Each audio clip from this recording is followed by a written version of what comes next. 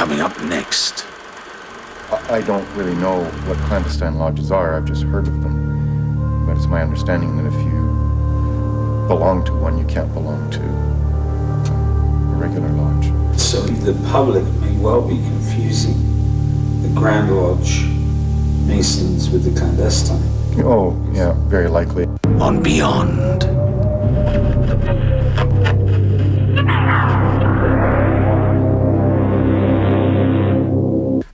Shadow governments, knights of Christianity, satanic worshippers, guardians of the secrets of the pyramids, the Old Testament, the Templars, the Holy Grail, the Ark of the Covenant, and even alien invaders. Fathers of piracy, founders of the most powerful democracy in history, and murderous cultists. Benign benefactors, supporters of the faith, pious and good men, old guys in funny hats.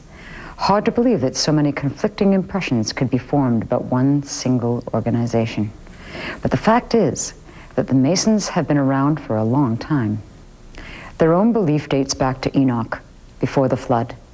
Any organization, religion, or monarchy that survives for thousands of years has the capability of being all those things.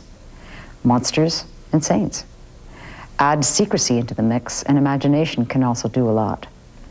So what is the truth of this secret fraternity and their influence upon the world? For any who have seen recent episodes of Beyond, it is clear that there have been some deep secrets that have been kept for hundreds of years and evolved into the status of myth or legend. Secrets that have led to such fictions as the Da Vinci Code. But although the author of the Da Vinci Code has admitted to its fiction, the secrets that inspired the fiction are real and not to be dismissed. Tonight on Beyond, we have taken our cameras into a Masonic temple and interviewed a Master Mason. This is perhaps one of the first television programs ever to do so with such candid results. And we can say that, at least in part, we have been able to open that veil of secrecy and shed light on some of the realities that hide between two famous pillars and beyond.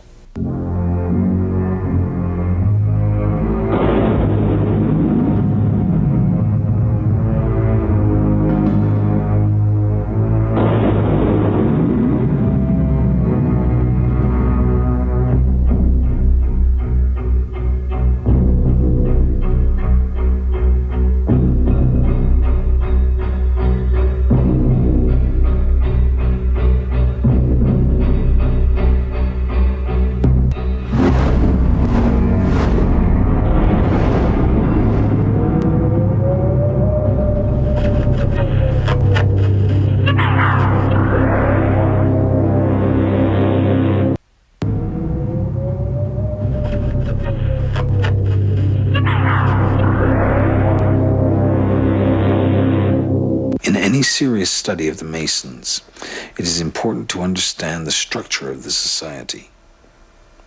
The Grand Lodge is the official umbrella organization. The shrine is a limb, as is the Eastern Star. There are also the Red Lodges. The Red Lodges hold many of the secrets that relate to the Christian mysteries and the Knights Templar.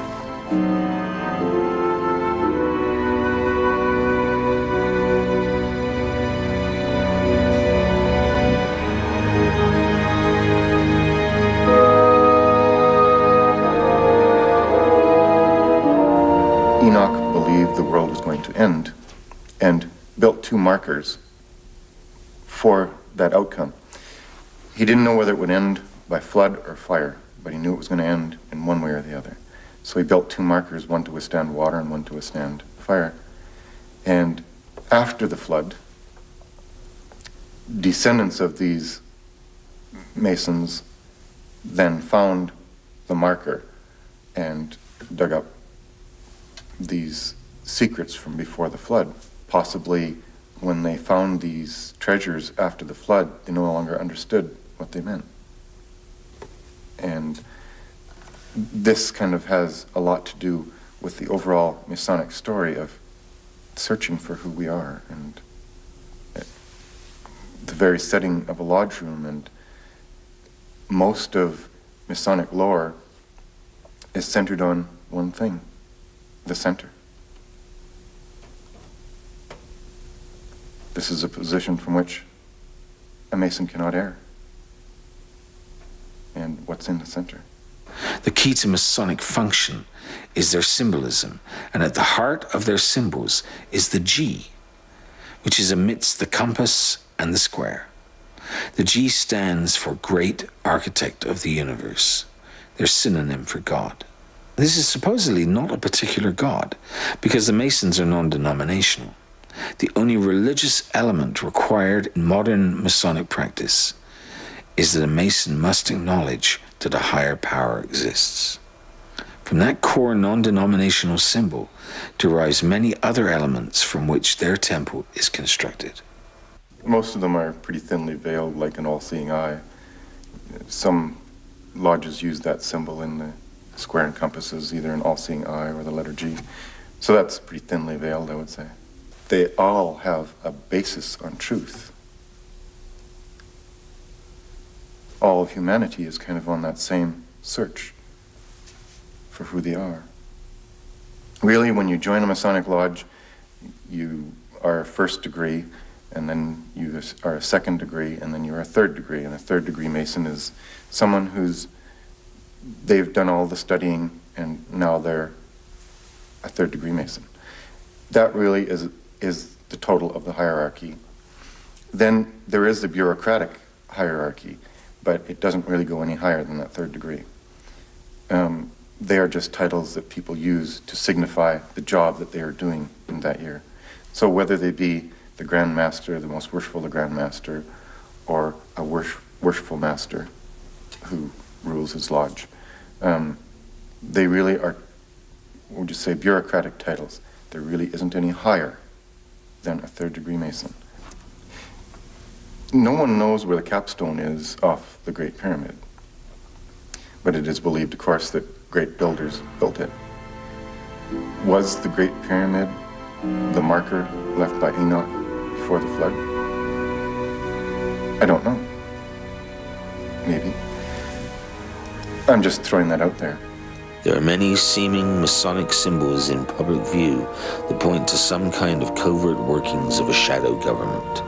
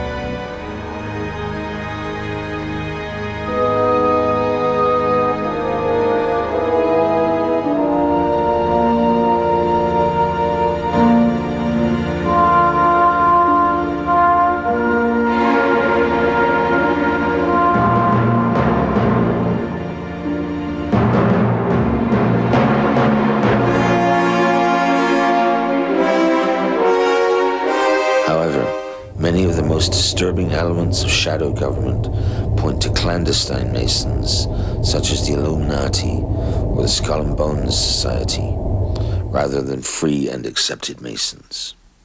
And so, any of these stories that a person hears about governments being overthrown by Masons and so on, I suppose any batch of apples might have some bad ones, but for the most part, that would be something that would be very anti-Masonic. If the Masons are not the source of the dark manipulations we see evidence of all the time, who is? Remember his mention of the clandestine Masons? Both George W. Bush and his father were members of the Skull and Bones Society. And the current president appointed 11 Skull and Bones members to his administration. This society is reported to use demonic rituals and ceremonies involving the remains of dead people, similar to certain rituals used in voodoo. President Bush has on numerous occasions made the symbol of the devil in large public events, and when the press has asked him to account for this, he said that it is a hand signal made by members of the University of Texas Longhorns football team.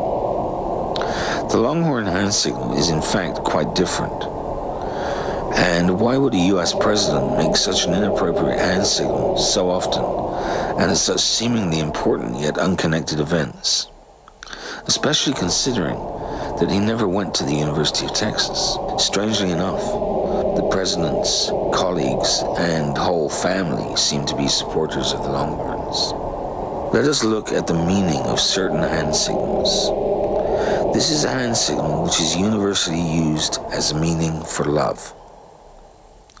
Note, the thumb is exposed and perpendicular to the hand.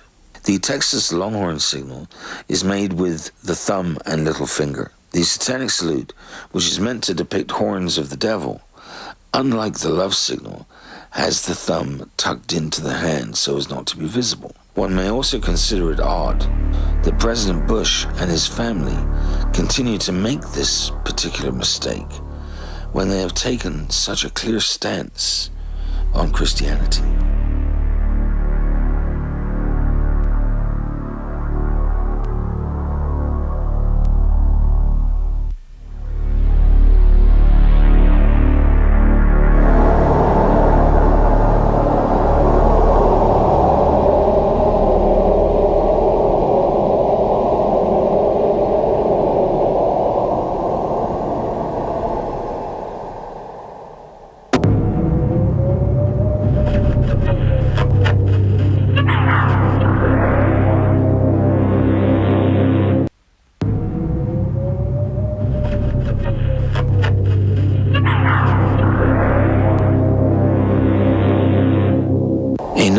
Lodges in history have claimed to be Masonic, such as the Golden Dawn.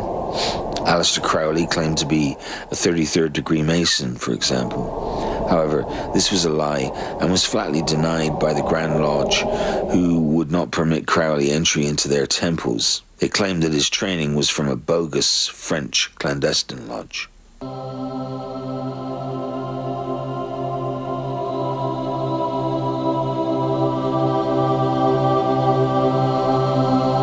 Those Masonic lodges that are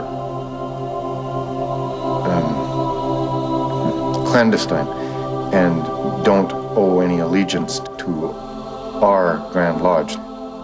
They weren't following any Grand Lodge procedures that I'm aware of. And to break the law in any way is definitely against Masonic protocols. And if you belong to one, you can't belong to a regular lodge. Over the centuries, true Masons have encountered bad press because of the actions of clandestine Masons, and still, even today, their history is confused with dark quasi-Masonic society, such as the Jesuits, the Illuminati, the Golden Dawn, and Skull and Bones Society. Some believe that the creation of the new nation of the United States was a Freemason attempt at creating a utopian power. Many of those who threw the tea in the bay were Masons. The American Constitution and early presidents and the people who wrote the Declaration of Independence were mostly Masons. You can see Masonic wording in the text as you read it. And their whole idea of, send us your poor and your hungry, and a very Masonic type attitude. A Masonic idea is that a gift is only a gift when it's given in complete anonymity. If someone knows who the giver is, it wasn't truly a gift. And that's one of the things put forward by the Masonic organization in the training that goes about as you learn and become a third-degree Mason, is that you go in, you do what needs to be done, and you leave. You don't stand around to get thanked. I know that quite a lot of the presidents of the United States have been Masons. Many of those who forged the Declaration of Independence were Freemasons. The first president, George Washington, was a Freemason. And 1/3 of all U.S. presidents have been confirmed Masons. Much of the U.S. currency has been designed by Masons, and Masonic symbolism is an integral part of the U.S. economy. The wording of the Declaration of Independence is based on Masonic texts. Observe also how many of the world's most powerful cities erect twin towers in the heart of their financial districts. Considering all of this, it is thought-provoking to realize that the greatest symbol of Freemason accomplishment is brought down under the watch of a man who to public knowledge is a clandestine Mason. According to a July 2006 poll conducted by Scripps News Service, 1/3 of Americans think the U.S. government either carried out the 9/11 attack or intentionally allowed them to occur in order to provide a pretext for military actions in the Middle East. 911truestory.com lays out impressive documentation for the widely held observation that the World Trade buildings fell as if demolished rather than by accident. Anybody who's ever watched a building being demolished on purpose knows that if you're going to do this, you have to get at the under infrastructure of a building and bring it down. Then, an hour later than that, we had that big explosion from much, much lower. I don't know what on earth caused that. At 10:30, I tried to leave the building, but as soon as I got outside, I heard a second explosion and another rumble and more smoke. Like, it sounded like gunfire, bang, bang, bang, bang, bang, and then all of a sudden, 3 big explosions. Some of the secondary explosions and then the subsequent collapses. Some of the secondary explosions and then the subsequent collapses. I got an eyewitness who said there was an explosion on floor 7-8. 7-8. Dispatch, we just had another explosion. Warren Street because of the secondary explosion. We've got numerous people covered with dust from the secondary explosion. And we got another explosion on the tower, 1013. That one too has had a major explosion and what appears to be a complete collapse surrounding the entire area. Who's involved in the secondary explosion at tower 1K? I've got 5. And all of a sudden we hear boom! I thought it was a generator that blew up on the basement. And I said to myself, oh my God, I think it's a generator. And I was going to verbalize it. When I finished saying that in my mind, I hear boom! Right on the top, pretty far away. So it was a difference between coming from the basement and coming from the top. There must be other examples if fires brought these buildings down. There were no examples. The probability that one of these buildings would come down due to fire, I mean, just looking at other buildings that have had fires and haven't collapsed, of which there are hundreds of examples. So your probability is already 1 in perhaps 400 or 500. 3 buildings on the same day, I mean, just that one statistic, well, it's 400 times 400 times 400. It's just a very small number already, the probability. And then for it to come down symmetrically, I mean, that again, the probability for that is more likely it will tip over, see? So that's the more likely. So what's the probability that somehow all 3 buildings come straight down? Do you still think that jet fuel brought down the World Trade Center? In all the videos of the collapses, explosions can be seen bursting from the building 20 to 30 stories below the demolition wave. Here,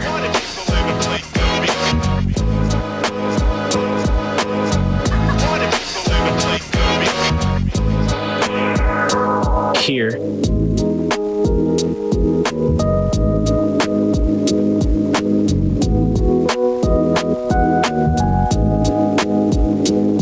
here,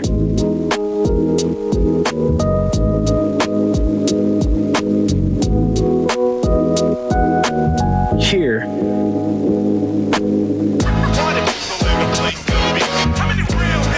here,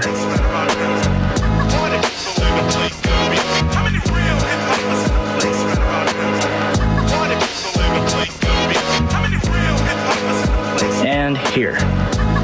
Official explanation: falling debris from the Twin Towers created an internal fire, which ignited several fuel tanks inside the building. If this is true, then it would be the 3rd building in history to collapse because of a fire. The first 2 would be the Twin Towers. On July 28, 1945, a B-52 bomber lost in the fog crashed into the 79th floor of the Empire State Building. 14 people dead, $1 million in damage, but the building stands intact to this day. Could it be that there is an immense power struggle taking place at the highest and most secretive levels of power in the world today? It is hard to imagine that such theories may be true, but the evidence itself is worthy of note. Such evidence should not be overlooked.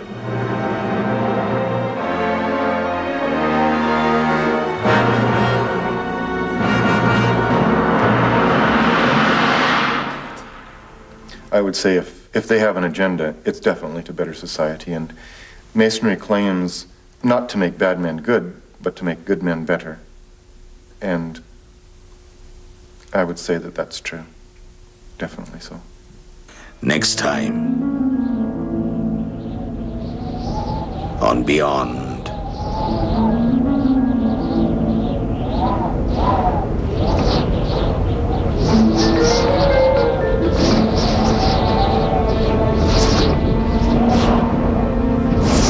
Vampires.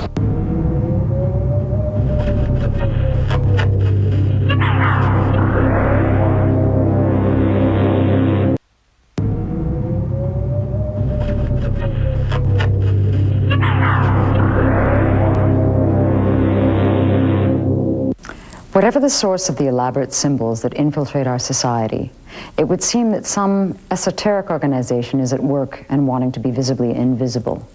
What is clear to the Beyond team is that the members of the Freemasons, Shriners, and the Eastern Star, who were approved by the modern Grand Lodge, are benign. In the past 3,000 years that the Freemasons claim to be their history, it is clear that they have gone through many phases, some very extreme and dark. But one must look at the context of the times and understand how the dark histories of any religions or monarchies that have lasted for thousands of years have been. Something is going on, and what we have discovered during the making of this episode of Beyond is that this newer clandestine activity has been exerting some considerable influence on the world over the past 200 years, especially in the foundation and the development of the world's most powerful democracy. One can even see how the Masons seized the opportunity to create and operate a new country in a new world, and how that country developed into an empire in such a short period of time. But it is difficult to know where that new potential empire now sits. This, in itself, may tell the story of the struggle between the Masons and the clandestine Masons, an answer that may never be confirmed and will therefore remain hidden in the regions which lie beyond.